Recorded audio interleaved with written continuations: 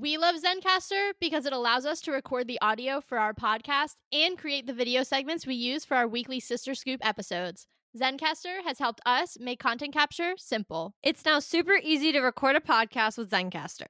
Log in using your browser and start recording a high-quality podcast right away. Record studio quality sound and up to 4K video with your guests, and feel a sense of zen knowing Zencaster's multi-layered backups ensure you always have your recordings in the highest quality, even if the connection is unstable. If you've thought about podcasting before and realized that you need a lot of different tools and services, those days are over. With Zencaster's all-in-one podcasting platform, you can create your podcast in one place and distribute it to Spotify, Apple, and other major destinations. Just go to zencastr.com/pricing and use our code SistersAssembled, and you'll get 30% off your first month of any Zencaster paid plan. We want you to have the same easy experiences we do for all of our podcasting and content needs. It's time to share your story. Katie and I are always hungry, and one snack we both love is beef jerky. That's why we're so excited to tell you about one of our favorite jerky brands, Matt Hat Jerky. Matt Hat's delicious taste makes it a great snack, and the variety of flavors, including original, black truffle, and my personal favorite, roasted garlic, means there's a flavor for everyone. Plus, it's local to the area where we grew up in, which we just love. Use the link in the show notes below to get some Matt Hat Jerky for yourself, and make sure to use our coupon code SistersAssembled for 10% off.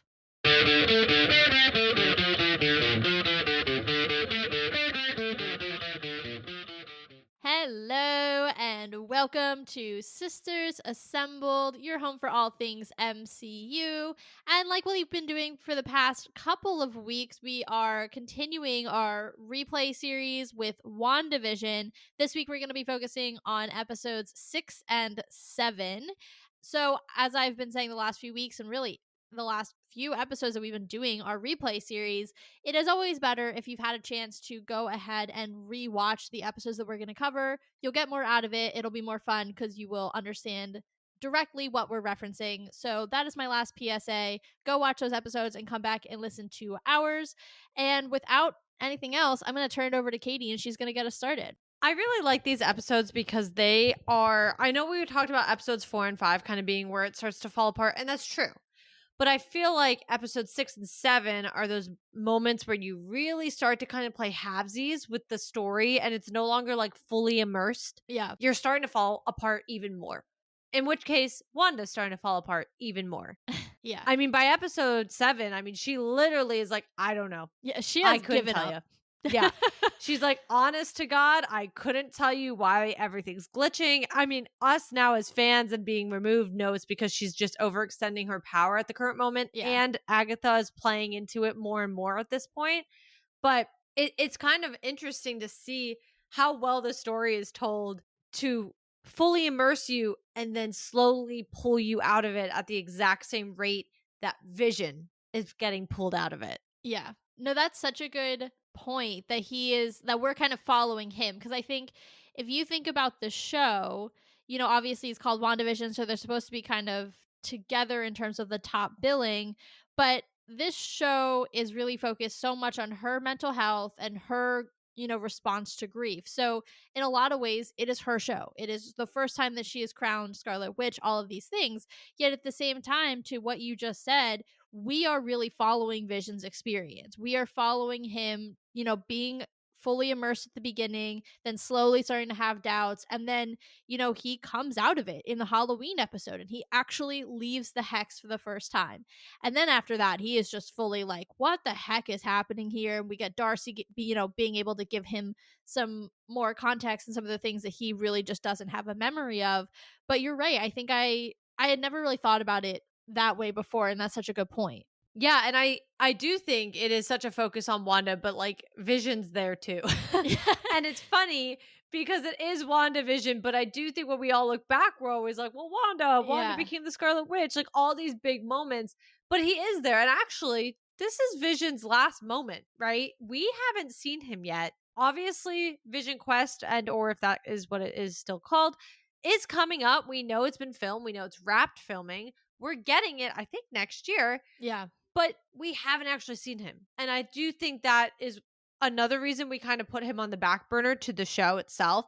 But I do want to zero in on Wanda first, contrary to the point we were literally just making. But I do want to zero in on her because half of this episode you're kind of like, oh, she doesn't care, and like she's clearly just like she's kind of losing the plot too and all this. But the other half, you have to look at her and genuinely be like, oh, you're not right. Yeah. And you are definitely bordering, you're continuing to border that villain storyline and that villain arc as it comes on. And it's just, it's hard because you want to like her. I mean, I even think in episode 7, like, because they play into a lot of the more modern, bits of television. So like I know this one was Modern Family with some of The Office and things like that. And she's definitely meant to embody Claire Yeah. from Modern Family. Yeah. And listen, guys, if there's one thing I love, it's Modern Family. Yeah. I've seen that show like 4 times through. I think it's hilarious. And so I struggle, even as I was watching it, being like, I think she's so funny and I think she's doing a good job at embodying Claire, like all this stuff. But then also being like, she's literally threatening to kill Monica. Right. Yeah, it's like on one hand they're like trapping you because they're like, we know you love this character because she's the best. Like Claire is awesome and she's so funny and she is so discombobulated half the time and it's just like so endearing. But then you have to take a step back and you're like, but Claire was never trapping people with her mind. Like she was never evil. And to what you were saying too about, having to remember that Wanda is still a little bit the villain in at this stage in the show because she hasn't really had her redemption yet. She even says to Monica when she's threatening to kill her, by the way, she's like, well, maybe I am the villain. So she has also come to the conclusion that she knows this is bad. Her husband has practically left her because of it. And she's just kind of like, I don't care. Earlier in the episode, she's even saying nothing has meaning anymore. And it's like, that is so dangerous for someone who has the literal power of reality in the palm of her hand. If nothing has meaning, this is why your house is glitching, not just because you're overextending yourself, but because it doesn't matter to you anymore. Like in a certain subconscious level, she's just kind of like, my husband left me, nothing matters. So what does it matter if my house keeps going back and forth? And she just kind of gives up. And I think for someone of that level of power who is literally keeping the entire hex going through her mind control, that level of chaos. I mean, you want to talk about chaos magic? How about the person who owns chaos magic and can control it just choosing not to? Yeah, and it is very, very scary. It really is. I mean, I think that's almost more terrifying because that's just like somebody, to your point, like we've all seen people who, honestly, I think the best related piece that I could think of is people who have a lot of money Yeah. and are just so flippant with it, right? Because it's like, oh, whatever, I'll just buy a new one. Oh, whatever, like I'll pay for whatever this is or whatever. And it's when you don't have that perspective, you sit there and you're like horrified, right? Because you're Yeah. like, what do you mean you're just gonna buy another like $5,000? I don't even know, because you can. Yeah. And I genuinely do think that's the point that Wanda hits, is it's because I can at this point. Yeah. It's because I can continue to do this. I can continue to tell the story. I can continue to live in this world for now. Because I also think on the flip side of it, I'm sure there's a part of her that's well aware she doesn't know what's going to look like on the other side. Yeah. She's aware people are out there. She's aware that this is becoming a thing and people are aware of what she's done. Obviously, I don't know if she knows how big it is or isn't, like if the world knows or whatever, but clearly people are aware. And I'm also sure with people like Hayward and having such a big response, I'm sure there's coverage of it. Like Yeah.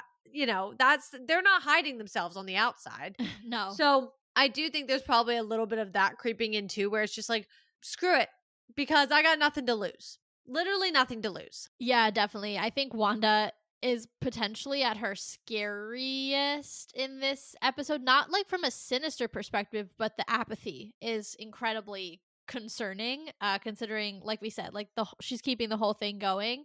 And then she gets to the whole confrontation with Monica. And I think one of the things that kind of struck me this time, obviously knowing what Agatha is up to and what she's doing, is Monica almost talks Wanda off the ledge. She almost gets her. And you can see the wheels start to turn, after Wanda threatens Monica, you see the wheels start to turn where she's like, oh, this isn't right, like all those things that Monica's saying to her. And who comes in to stop that from happening is Agnes or Agatha. And I think that honestly, I'll be frank with you all. when I was doing rewatches of I'm sorry, not Agatha, of WandaVision, I don't think I got this far in the series. Like prepping for MOM, prepping for Agatha all along, I feel Which like is wild because this is the most important part to get to. no, 100%. But I feel like if I'm remembering correctly, I've always tried to go like full series, and I'll get through the first 3 episodes because they're so quick. They're like 20-minute episodes, and they just boom, boom, boom, boom, boom. You just like, knock those out and you're good. But then you get to this part in the season, and the episodes get much longer, and it's more of a commitment to like sit down and watch and whatever. So I feel like this is probably only my second time rewatching some of these episodes. I think I may have watched the finale. I'll be honest. I think I might have skipped to the finale. And so I was really struck by how active Agatha becomes in that moment. Like I think I thought it was later in the episodes. Like I know we only have 2 left, but I didn't remember it being at the end of 7 when she kind of reveals herself and Agatha all along happens and everything like that. But I think it's important to note that Monica was getting through to Wanda, and that's why Agatha stepped in. I actually am not sure from my perspective that's why she stepped in. I think that might be a factor, but I actually think Monica just being there in her sword suit, obviously she's no longer in like the astronaut suit, but she's still in like the underlayers of it, and having come back into the hex is showing that things are deteriorating and Agatha has to move. Fair. Like I fully think that's kind of the nail in the coffin because obviously the whole day she's like, she's psycho. And like obviously she's kind of joking, but knowing, I mean, at the end of 7, they reveal who she is. Yeah. Obviously, we all know who she is. This is a rewatch after all. It's not like that's not news to us. We also just watched her show last year. So, like, obviously, we knew who she was from the jump this time around. But I truly think, this whole episode, as she's kind of poking fun at it, but being like, yeah, she's kind of off kilter. I think that in itself is already such a good opportunity for her. And she does take advantage of that. Yeah. On the flip side of it, though, I do think Monica appearing and talking to Wanda and getting her even more distressed again and things of this nature, I think that's the reason, like, she really interferes because then she's like, hold on. Yeah. I know that this is going to hit a head soon and we need to do what I need to do before it's over. I mean, that's why we had the commercial you get in episode 7. Which Like, is that's literally so why. good. Yo, Magic, come on. Oh, I was thinking of the Oh, Nexus I'm sorry. That one. was in 6. Yeah. The Yes, Nexus but one still. is also The Nexus one points at me and laughs. Because you The know ne- what? yeah, What mean, that even mean? It's like good in one sense that it's like I was able to like go back in time and like tap into Yeah. how excited I was about that and what Yes. it meant. And like now, all these years later, it's like you've got Nexus beings that are like still only partially explained. You've got anchor beings. Are they the same? Question mark. I don't know. We still don't know. Like like it's so fun to go back and be like, I had so much hope for the multiverse like saga, and then like you go and you like think about where we've been in the last 4.5 years, and you're like, actually they screwed the pooch so hard because like they came out the gate swinging so hard. Like this show is so good. And I know we still have 2 episodes left, and honestly, I mean, a little bit of a preview. We did not love the finale of WandaVision, so I wonder I'll if our feelings will be a little different. I know. I was just gonna say I'll be curious if that like remains. Our initial gut reaction on the first viewing was underwhelmed. That is the word that we kept saying. To this day, our dad still references that. Yeah. And mind you, this man, I mean, he does watch Marvel projects. He's into some of them, but I don't know the last show he actually watched, but he, to this day, when we bring something up that's Marvel, he's always like, were you underwhelmed? Because that's how we were when we watched the finale. We just kept saying, wow, that was just like underwhelming. Yeah. Like, I'm underwhelmed. And now it's kind of a running bit in our family. Yes, it totally is. But, regardless of that, and like we said, we'll see if that holds on the replay. This show is so good, and it's sets up a lot, and it's smart, and it keeps things vague enough that like you could go any which direction. The problem was they didn't choose a direction. They chose every direction and didn't, they chose to loosely define things when they should have been very firm in definitions with something this complicated. And so it is almost like a nostalgic sadness to go back and be like, you know what? This had so much potential. And I'm not talking about the show, I'm talking about the saga as a whole. This had so much potential, and you really just didn't deliver. Yeah. And I can say that now that I think we're in phase 6 technically. Like, you just didn't deliver. And you got 3 movies left, and you didn't set them up I'll speak to Doomsday and Secret Wars. You didn't set them up properly. So as excited as I am, I'm extremely nervous because I was so excited for Secret Wars, and you have done no work towards it. So anyway, that's my soapbox, but we're at a really good place in the show to be able to get on that. I will now step off and we can focus on WandaVision. I just needed to get that out because that's like the overwhelming emotion right now. I think that's completely fair because this was the opening of the next saga and it had a lot resting on it. Yeah. And it didn't fail. That's the thing. Yeah. Obviously we can go more into this when we actually wrap it up next week, but I do think WandaVision as a whole, I mean, we were just on one of our friends' podcasts. I guess just is not the word. It was like 2 months ago now. But, he had us ranking our top 5, I think, Marvel projects of the new saga, phases 4, 5, and the beginning of 6. And I put WandaVision in my top 5. I don't quite remember where I put it, but I know because listen, guys, you can ask me again today, and I know my numbers are going to be different. They might be the same shows and movies, but I can't say they're going to be in the same order. Regardless, like I know it wasn't my top pick because I do know what my top pick was, but it was in the top 5 to this day.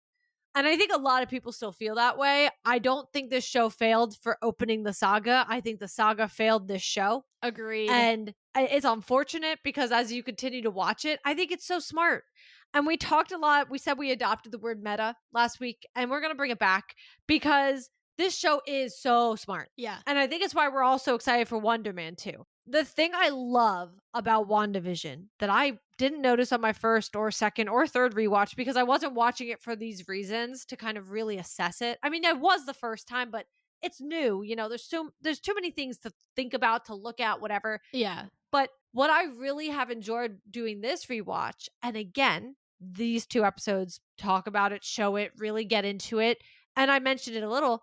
It's Vision being the audience. Yeah. I love that. I've never noticed how much he is us understanding it and living it as we're just watching. Like, we are both Darcy and Vision throughout the entire show. Yeah. And we are Darcy by physically watching the show, but we are Vision by trying to put it all together the exact same way. We are where he is, realizing things are weird. Yeah. Things aren't right. And I think, again, this is really shown in episodes 6 and 7. I mean, in episode 6, one of the best episodes, mind you, of this so show. Good. So one of the best. Good. And I mean, we couldn't wait to talk about this episode last week. Him, well, one, going behind her back. Yep. Showing, I mean, she even tries to make a comment about, like, that's not what you're supposed to do. Yes. Because she's lost control of him. Yep. He has, ironically enough, broken free. Which is, I say ironic because we find out, in the last 2 episodes, she pretty much remakes him out of her own power and being. Yeah. But he breaks free of that. And actually, this is why she's off kilter, because that's her voice of reason missing from her the entirety of episode 7.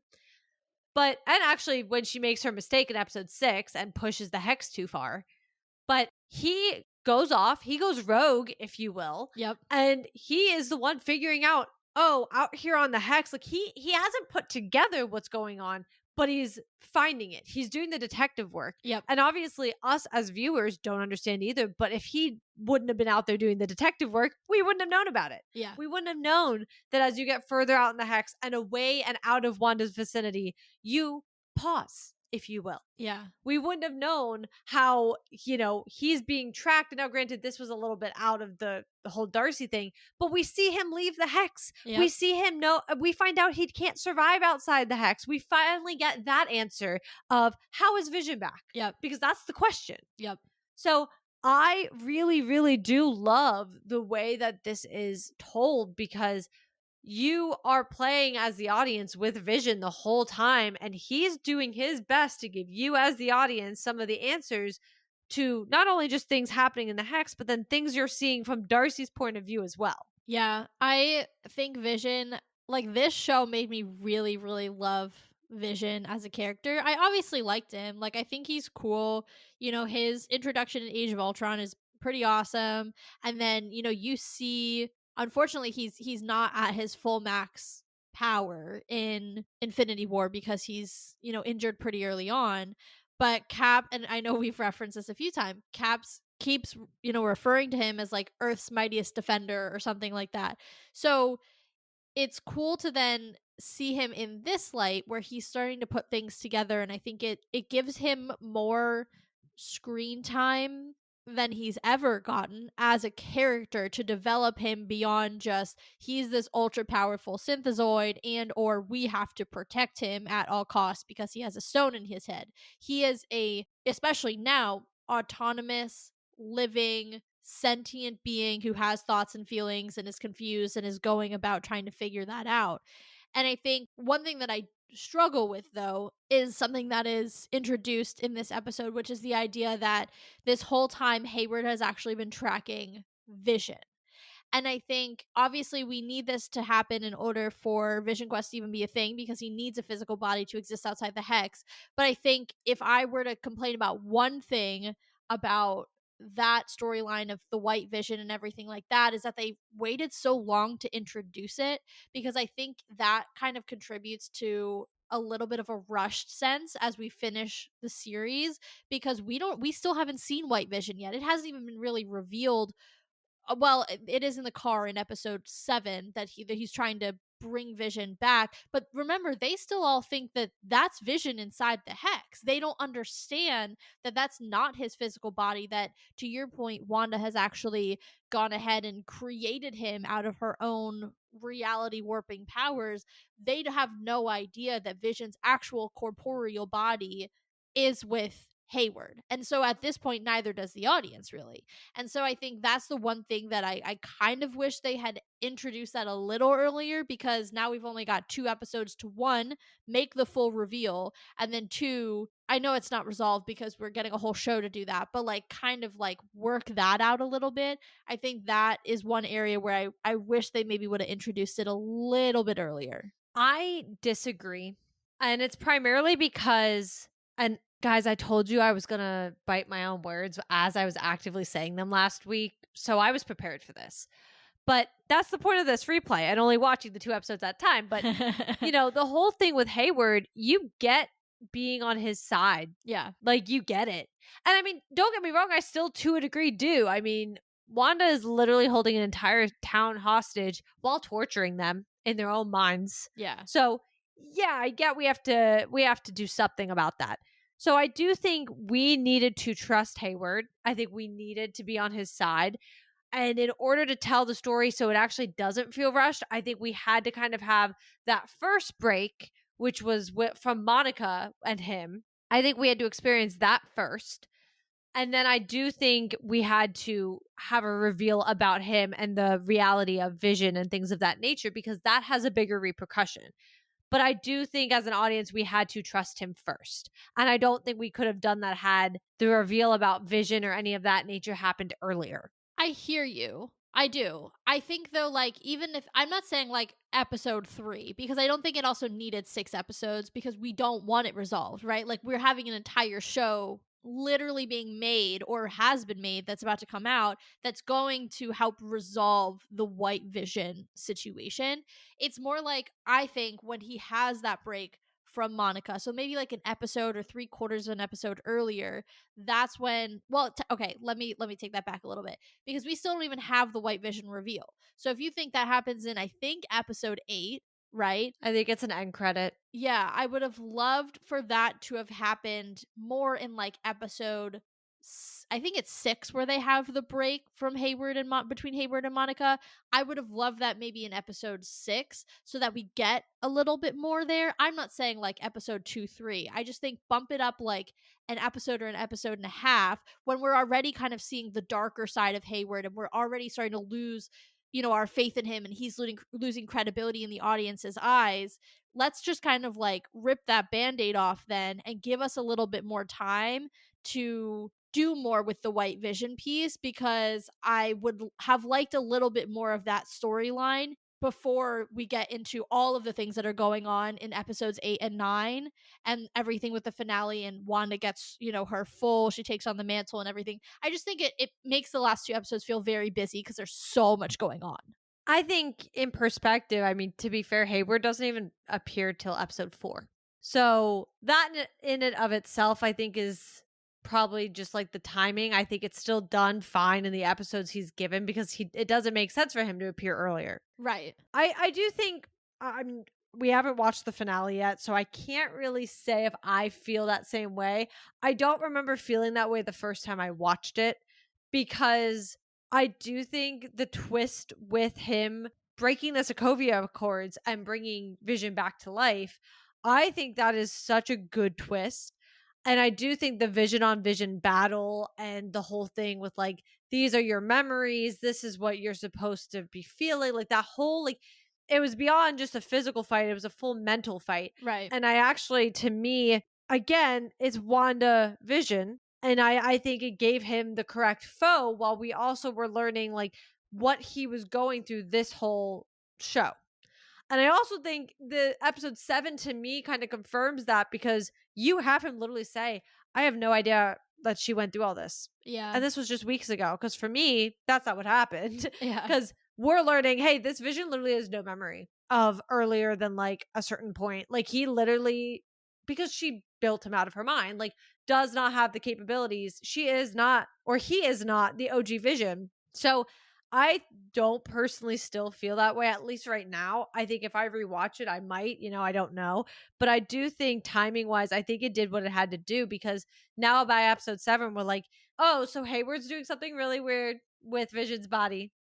And I do think that already starts to kind of clock it while you're also worried about what the heck is Agatha doing. And so I think you're revealing both of their main villains of the season or their antagonists because I feel like calling both of them villains, like Agatha and White Vision villains, just feels really weird because like Wanda Loki is also a villain throughout this whole So is Hayward. series. Well, right. So I think it's really hard to like say that. So I should say that their main antagonists, I think being revealed or relatively revealed or hinted towards during episode 7. I mean, everybody's on the same track, I guess is what I'm trying to say. I see what you're saying. I hear you. I don't know. I think part of what it is, to be honest, is I think that reveal I thought happened earlier, so maybe it just feels late because in my head it already happened earlier in the I season. also think you probably are annoyed because that's the only character we haven't seen yet. Also fair. Like we don't know what his resolution is. Yeah, and So I think that's I'm probably just hungry bothering for you more. because right now we are going on 5 years after the show. And we will finally figure out what happened to White Vision. But I know that's been one of those things over the years that we've been like, and what about White Vision? Just out there, super mega powerful. Yeah, Literal vibranium all this stuff is synthezoid. happening. And I mean, Wanda's going literally insane Scarlet Witch on everybody, and White Vision's still missing. Yeah. Well, all right. We've kind of been going character by character. We did Wanda, we did Vision. Let's talk about Pietro. We hinted at this last week, but this has to be one of the dumbest decisions I think Marvel has ever made, period.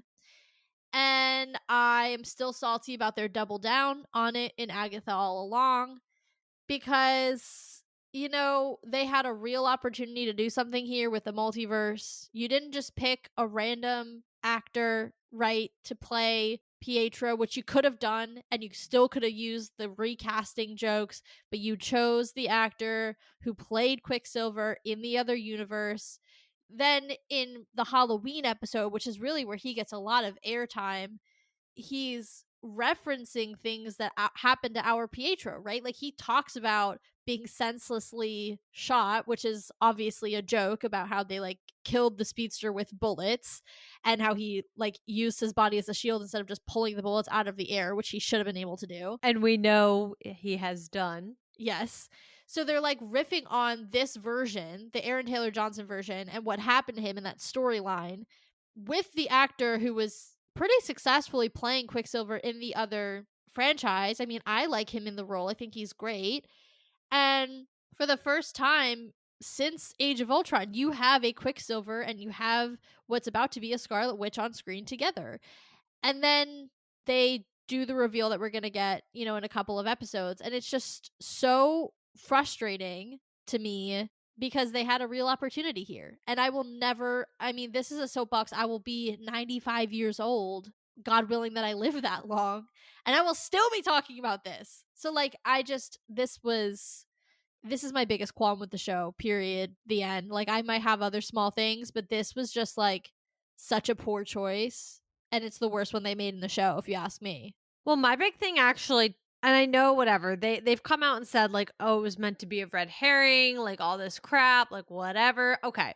But if I actually were to look at it from the show perspective, which I still believe in doing full heartedly, I really do.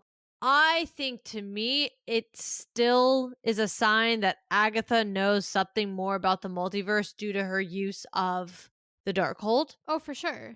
Because I don't think that she did just pick someone random. Now, again, okay, guys, my biggest qualm with the multiverse, other than I don't fully understand it, is I don't really get how some of these people are like mutants in one universe and not in another. Because it's like, so were you just like not born with the gene in that universe? Like, obviously, some of these characters are given like their powers by circumstance. So obviously, there's going to be universes where Bruce Banner doesn't do the gamma radiation, like doesn't do all of his experiments where he's exposed to the gamma radiation and turns into the Hulk. I understand that stuff. Those are accidents. Like that happens. I don't really understand the ones that are like, oh, you were a mutant in this one, and how are you not a mutant here? Just because I feel like on a like genetic level, like I don't know. But that being said, then it's like confusing to me on how Agatha was able to make this Pietro have powers because he's not a mutant in this universe. Regardless, again, I've started to kind of look at it from she knows there is a version of him that is Quicksilver. I understand from a point of view of we as fans are understanding references. The bullet reference was one of them because we've seen Evan Peters' Pietro literally move bullets out of the way and like completely redo scenes before they happen because of how fast he can move. So we understand that reference, if you understood that reference. And obviously then he also, oh, what was the other one? Oh, well, he gets meta and talks about the accents. Where's your accent? Where's yours? Yeah. Things like that where he's calling things out. And again, you guys have to remember he's coached entirely by Agatha. Yeah. So I'm actually less worried about him on this replay because also what's done is done, and more worried about how Agatha is so aware of some of this stuff because she is so able to have him tell the stories the way she needs them to tell, or like, again, get on this meta level of things that it's like, okay, so she's referencing something that, yes, Evan Peters' Pietro in the X-Men Fox universe does. So how does she know that? And I know like this could be the biggest hole I dig myself into, but I truly have to think there's a little bit more to it because they wouldn't just be making all these references just to make them.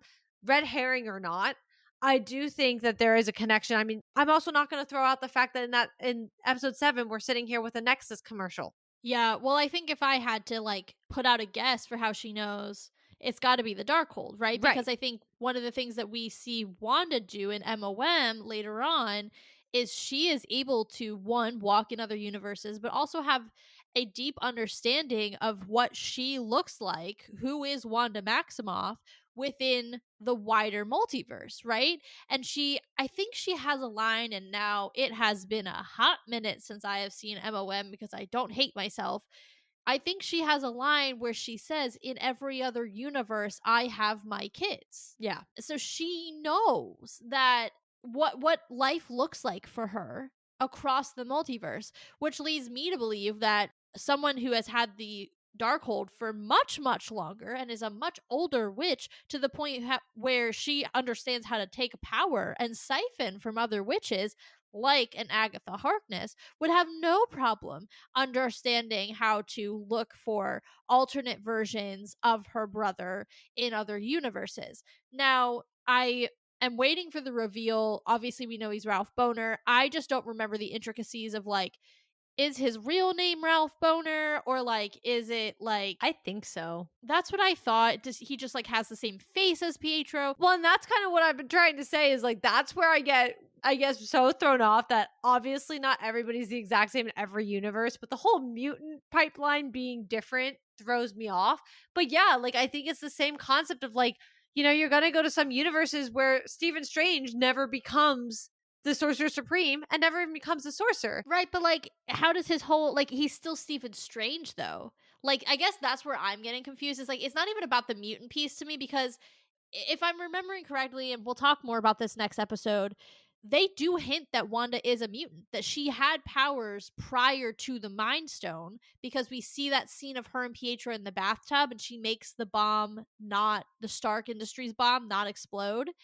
And we'll have to double check me when we watch these episodes next week. But there was a hint, and I remember this conversation, the implication that she had already had a penchant for powers. That's not the word I was looking for, but it'll work. She had that prior to the Mind Stone, and it seemed like they were implying that the Mind Stone then was able to just basically activate her mutant gene, right? So I'm not even really worried about the mutant piece of it. Yeah, but that's not the only example, I think, of somebody being someone else in another universe. I'm pretty sure we've seen it elsewhere, and it's just bothering the crap out of me that I can't remember it right now. I mean, Steve Rogers' face is also Johnny Storm's face. Oh, there you go. That's what I'm trying to think of. That's what I was trying to think of. It's those types of things that we've seen, and we are going. Oh, no, you know what I was trying to think of? Freaking RDJ being Doom. I mean, yes, that is the most Because I prominent remember we example. just had this conversation though when we were talking about something Doomsday related, and that's what we were just talking about it. I think it was on Sister's Scoop or something of that nature. So I think that in itself, with it happening on multiple occasions, that's the point. I think you can have people who share the same face and are not inherently the exact same person in every universe. Just like you have the Spider-Men who I was are gonna say, and then on all the flip different side, people. yeah. And now, granted, again, some of that is down to like literally the whole, hey, we had 3 different people play this character in a decade. But like, still, I do think entirely it is down to the fact that we just have to come to terms with some of these people are not going to be the same. Like, there is a version of me in another multiverse that is not Katie Faust. Yeah. Look, I don't want to go any further down this rabbit hole because I think what you're trying to say, and if I'm going to sum it up in one sentence, is because of some of the pre-existing content and because they don't understand their own rules and have never actually set rules for themselves, there are no rules. So characters can have the same face but be different characters, a la Chris and RDJ, or be the same character and have different faces, a la the Spider-Man, a la Quicksilver, for example. Well, sort of. Yeah. And I think if you just kind of come to terms with that, it doesn't hurt as much. I know, it's just like annoying because you know how I like, rules. No, I agree because that's my whole thing with like when you're this person and being like a mutant or something of those nature, like that's where I struggle. But then I just kind of have to think about like, okay, in another universe, it's just possible that's just not it, I guess. There's just no X gene, whatever. Fine.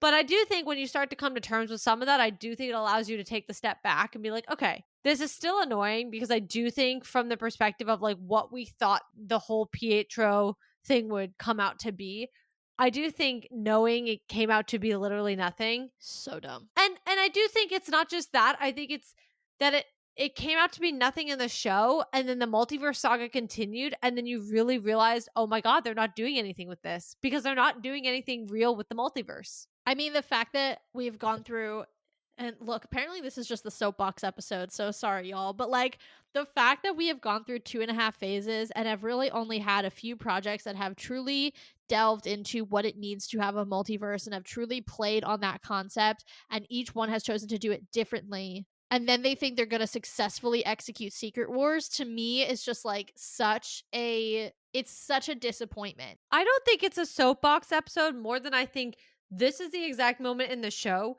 when we all thought, oh my God. Yeah. And I do think because of that, and like again, in episode 6, we're sitting here and he's talking about things and referencing things that how would he know that? Yeah. Even if he was from another universe, how would he know some of this stuff? So I think just having their interactions in episode 6 and then obviously just knowing what we know as we move forward, and then even just like the whole Nexus commercial and just all this stuff, I truly, truly, truly this is when we all were like, oh my God, the multiverse is open. Oh Yeah. my God, this is what this means. Oh my God. And then we find out it doesn't happen. So it's not even so much the soapbox more than, again, I just think not only seeing it like not pan out in the show, but then having the rest of the saga just be kind of messy. It's like, ugh. And this is where it falls off because I still remember us all being like, this is going to be crazy last 2 episodes. Yeah. And then they didn't really, which I mean, like, honestly, and this goes back to what we were saying, like, this is not WandaVision's fault. They gave enough hints, they gave enough foundation that another project should have been able to pick up from where it left off and continue the multiverse. So even if they wanted, or multiverse storyline, so even if they wanted to really focus on Wanda becoming the Scarlet Witch, on these more magical, mystical elements, that's fine. This show didn't have to do all of the heavy lifting. But then you got into Loki, and even Loki, I mean, look, this is a hot take. We know this. Everybody loves that show but us. But Loki to me did not deliver on what it promised. Neither did season 2. So it feels like WandaVision did its job. It didn't need to be the primary, you know, bringer of the multiverse. It laid enough of a foundation that other things should have been able to take the baton and run with it, and it just but like they did not. They fell down. So I just that's kind of where I am as we're continuing this replay. No, I mean, I agree. I don't disagree. I do think this is one of the harder parts. I think from the show perspective, I still like it. Yeah. I think he adds a lot of value to breaking the fourth wall. Oh wait, no, I thought you were referencing something different. I will never like Oh. the Ralph Boner thing. No, I do actually. I mean, I thought you meant you were liking the show. I was like, yeah, I like the show too. well, I guess I'm more so saying like, though I like his inclusion, though I don't entirely like how it was done, like what it ended up being explained as. I like him being in it. Yes, I'm yeah. not mad that they added him in to be Pietro. I'm not. I do think he reveals so much about the inner workings of the show while asking still so many questions and Yeah. creating so many questions and being like, I don't understand. I think it still also created so much opportunity. Yeah. And whether or not they chose to capitalize on it, you know, in the end of the show and also moving forward, that's not on me to have decided. That's on whatever they decide to do, as we've now seen it 4.5, almost 5 years later. But I do think he adds a lot of value. Yes. I don't regret him being in it. I do think, you know, it is interesting because knowing that Agatha's behind him does allow us to kind of eye it differently because Yeah. again, he's coached from Agatha. We know this. He's being controlled. Like the whole reveal of him being dead, like the whole like zombie version, if you will, has to be Agatha. Yeah. Like that, I don't think for a second that is Wanda's mind playing with her because I think if they were going to do that where it was Wanda's mind playing with her and it be accurate, obviously I understand why they wouldn't have done this, but it should have been Aaron Taylor Johnson then Yeah. because I just don't think Agatha's mind, because she was already having Wanda's mind, she was struggling already to bring this guy into her home and trust him as her brother. Yeah. And so I don't think for a second she would have put on the image of her dead brother, her real dead brother, onto this man. Yeah. Especially because too, like throughout episode 6, you're seeing them have such different memories of their own childhood. So it's almost like some of the memories that Agatha coached of him are accurate and then some of them are not. And I think that kind of there is a part of me because Agatha is so smart in her mental manipulation. There's almost a part of me that feels like she intentionally coached him inaccurately in order to really mess with Wanda's mind and make her not trust herself, right? It's one thing that his face is different, but now they're having different memories, but yet he has some of the same memories and there's some of the worst moments of her life. And so she's just constantly in this battle, Wanda is, of like, is he the real Pietro? Is he not the real Pietro? Is it me? Did I like really do something weird here?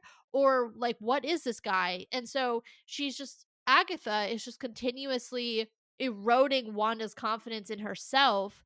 Then you have Vision, who Wanda finds out is, lying to her and doing his own side quests and detective work, as you mentioned. Basically, all of that coming together to lead to her total, complete collapse of mental faculties, essentially, in terms of her willingness to care about controlling the hex, and you see that manifested in her apathy that we see in episode 7. Yeah, it's this whole thing to me is very interesting. Yeah. I do think it's so interesting how they've told this part of the story, and for better or for worse, I do still think it works enough. I mean, I do. I think it does push us through episode 6 and 7 in a different way with a different perspective with Agatha, all of this stuff. I think it really does.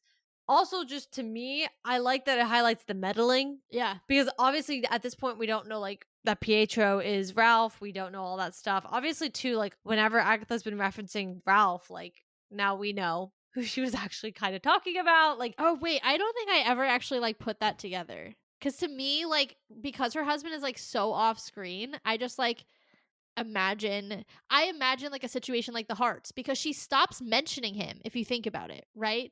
In the sense of like an old married couple, right? Because when Agatha is referencing Ralph most, it's in the earlier episodes. And then as we get on, he gets mentioned less and less. it's So in because he's my head, appearing in the show. Ralph is no longer at home because he's now in the show. but in my head, they're two different. And you're right. You're right. It's just all this time they've always been like two very different people. Because I want you all to understand, I am entirely shocked by the fact that Yeah, I Taylor's mean, never her put this face, together. her face, like literally, like her mouth is catching flies. It is on the floor. No, because there was actually a really long pause that I know is getting edited out of this episode that you guys didn't hear of me just looking at her in absolute shock because I can't believe after 5 years she never knew that. Okay, well, to be fair, I'm not gonna edit out the pause completely because the dramatic effect is great, but I am going to shorten it. So the pause that you hear, imagine it like probably twice as long. Just Yes, for at everybody least. listening. At least.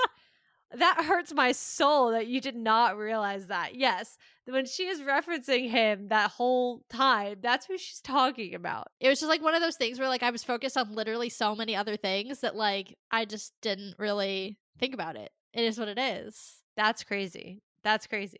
I don't disagree. Like, I'm a little embarrassed. I also kind of wish I had never like admitted that on this show, and like I can't really like edit it out now because it's like a really long section, and I'm sad that we're still talking about it like 5 minutes I'd later. actually be really offended if you edited out of this show. I know. I'd be so hurt. I know. I mean, like it would save face, but like for entertainment's sake, y'all are welcome. I'm leaving it in, so I hope you're enjoying this like incredibly embarrassing moment for me.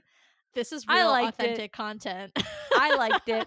Personally, I enjoyed it quite a bit. I am still like kind of reeling from it, not gonna lie, because like weren't you on the internet at all? Yeah, I mean, look, if I'm gonna give myself the benefit of the doubt too, like maybe I did think about it at one point, but it's also been years. So like it's not the most important plot point ever. So at one point, maybe I did like recognize or like see people talking about it and just have forgotten over the years because I haven't, watched the show in a while. I don't know if I'm gonna give myself the benefit of the doubt, which I really hope listeners you will do for me, because I would like to think I have had some intelligent thoughts over the years, but whatever. I would like to like move on to a different topic. I think we have beaten a dead horse long enough, and sometimes I miss obvious things or forget about them. That's gonna be my party line is that I forgot about it, so it's fine. Okay, sure. The last thing I want to say, and then from my perspective, I think we've well covered episode 6 and 7. I just want to shout out episode 6, the comic accurate Halloween costumes. I mean, from the boys up through Pietro, Wanda, of course, with the pink tights, and Visions as well. That was one of the things I mean, episode 6 is a masterpiece, but I really love the visuals of that episode, and really paying homage to those original designs that they have in the comics, I think is just awesome. So that's just my last little thing, but I wanted to shout that out. No, I agree. My last little thing though that I want to point out is I just again, this is kind of that meta level of writing that they were doing for this show.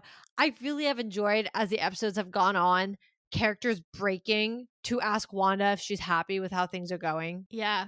Herb. Yes, he did that in the Halloween episode. I think it's such a smart thing.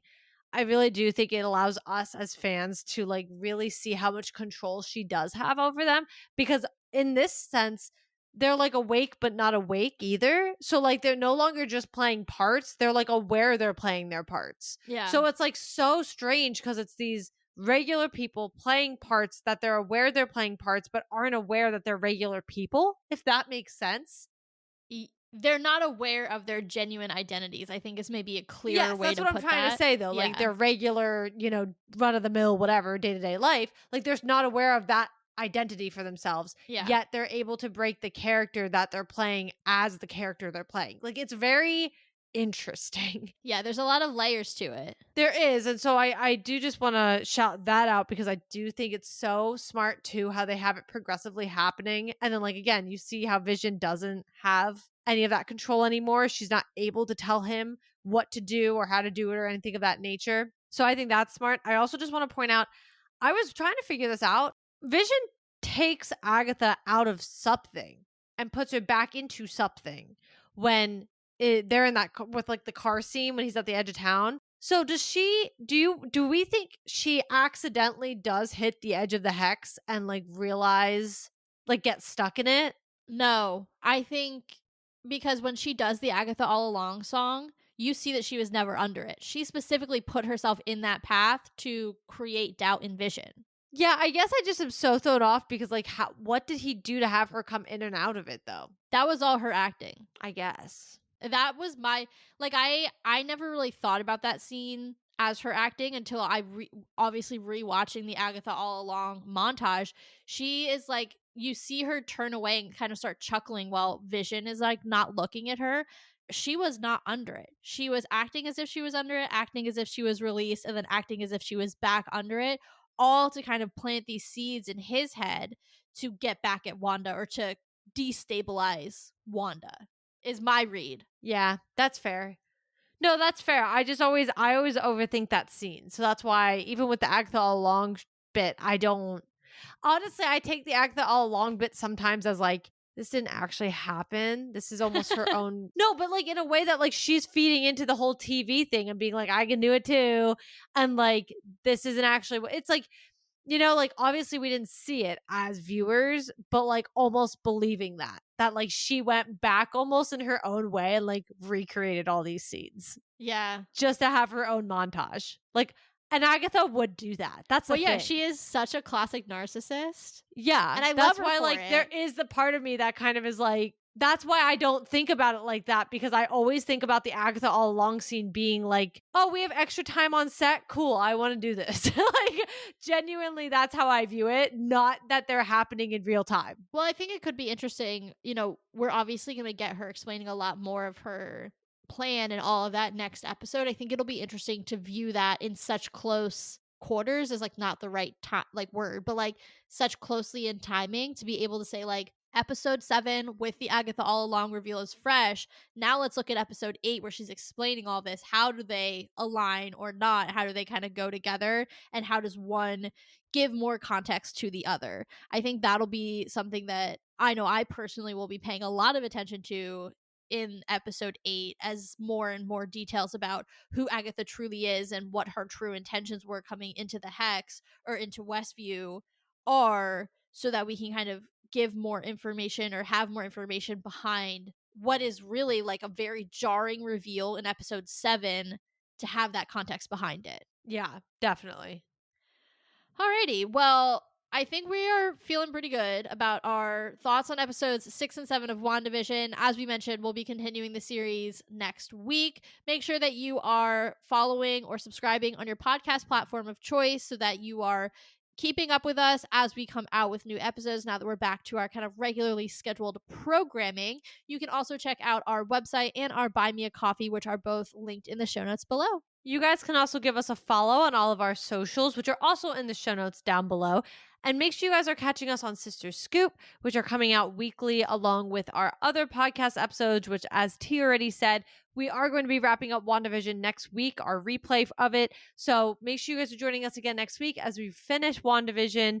Very excited to see the ending and maybe have a different opinion of it. So we'll have to see. We'll have to see how we feel. But until next time, Marvel just blew your mind. So let's talk about it.